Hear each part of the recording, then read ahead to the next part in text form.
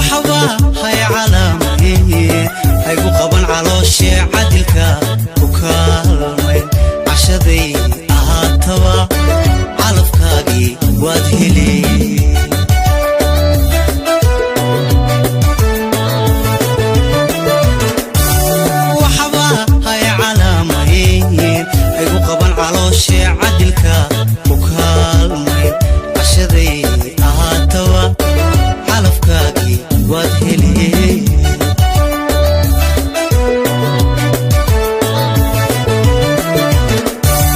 waxba hay calaamayn ay u qaban calooshii cad